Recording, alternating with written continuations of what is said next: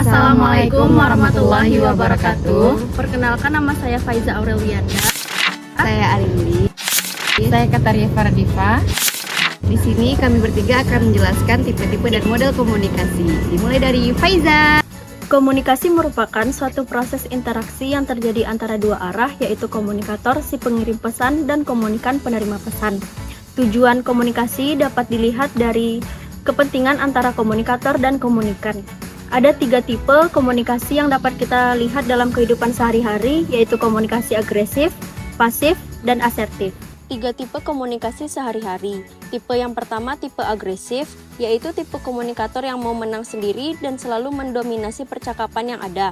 Tipe percakapan ini ingin pendapatnya selalu didengar, ditanggapi, diterima, dan menghakimi permasalahan yang sedang didiskusikan. Tipe yang kedua, ada tipe pasif, yaitu tipe ini cenderung lebih banyak diam, kurang berekspresi, dan tidak mau menyampaikan apa yang dia rasakan. Komunikator tipe ini tidak mendominasi percakapan atau diskusi yang sedang dilakukan. Tipe yang ketiga, tipe asertif. Komunikator yang mampu memadukan komunikasi agresif dan pasif. Komunikator tipe ini mampu membedakan kapan dirinya berperan menjadi komunikator agresif dan kapan menjadi tipe yang pasif. Nah, itu dia tadi 3 tipe komunikasi yang terjadi dalam kehidupan sehari-hari. Nah, penjelasan selanjutnya akan dilanjutkan oleh Kataria Fardiva. Check it out. Halo. Oke, yang kedua, komunikasi menurut Deddy Mulyana. Deddy Mulyana sendiri mengemukakan bahwa komunikasi terdiri dari beberapa tipe. Yang pertama, komunikasi intrapribadi. Yang kedua, komunikasi antarpribadi. Yang ketiga, komunikasi kelompok. Yang keempat, komunikasi organisasi. Yang kelima, komunikasi publik. Dan yang keenam, komunikasi massa. Adapun penjelasan dari masing-masing tipe komunikasi sebagai berikut.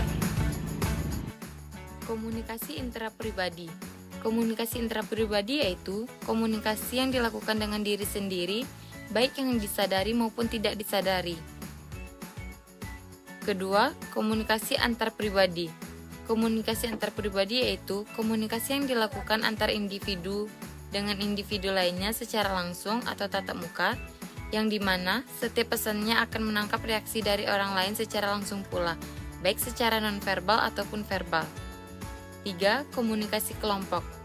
Komunikasi kelompok yaitu komunikasi pada sekelumpulan orang yang memiliki tujuan yang sama, mengenal satu sama lainnya, melakukan interaksi satu sama lainnya, guna mencapai tujuan yang sama. Keempat, komunikasi publik. Komunikasi publik yaitu komunikasi yang dilakukan oleh seorang pembicara kepada khalayak atau sejumlah besar orang yang tidak dapat dikenal satu persatu. 5. Komunikasi organisasi. Komunikasi organisasi yaitu komunikasi yang dilakukan pada suatu organisasi yang sifatnya formal dan juga informal yang berlangsung dalam sebuah jaringan yang jumlahnya lebih besar dari komunikasi kelompok. Keenam, komunikasi massa. Komunikasi massa yaitu komunikasi yang memakai media massa, baik itu berupa media cetak maupun media elektronik. Berdasarkan tipe-tipe komunikasi yang sudah dijelaskan tadi, hal yang sangat umum guna membuat pembagian komunikasi didasarkan pada tingkatan atau konteksnya, yakni jumlah orang yang ikut terlibat dalam komunikasi. Jadi, itu dia penjelasan dari tipe masing-masing menurut Deddy Mulyana, yang selanjutnya akan dijelaskan oleh Arindi. Nah, selanjutnya kita masuk kepada model-model komunikasi. Model-model komunikasi yang dimaksud adalah suatu gambaran yang sistematis dan abstrak yang menggambarkan potensi-potensi yang ada pada suatu aspek dari sebuah proses. Jadi, model-model komunikasi tersebut terdiri dari 5 macam. Yang pertama adalah model analisis komunikasi. Yang kedua adalah model komunikasi yang dikembangkan oleh Aristoteles. Yang ketiga, model komunikasi yang dikembangkan oleh Osgood dan Scrum. Dan yang keempat adalah model yang dikembangkan oleh The Lawrence Kinsey dan Evert. Dan yang terakhir adalah model yang dikembangkan oleh Newcomb. Berikut penjelasannya. Model analisis dasar komunikasi. Model analisis dasar komunikasi, model ini menunjukkan komunikasi sebagai proses aksi dan reaksi yang sangat sederhana. Model komunikasi ini bisa terjadi secara positif dan juga secara negatif. Yang kedua adalah model komunikasi yang dikembangkan oleh Aristoteles. Aristoteles yang hidup pada saat komunikasi retorika sangat berkembang di Yunani, terutama keterampilan orang membuat pidato pembelaan di muka pengadilan dan rapat-rapat umum yang dihadiri oleh rakyat. Atas dasar itu, Aristoteles membuat model komunikasi yang terdiri dari 3 unsur, yakni siapa mengatakan apa kepada siapa.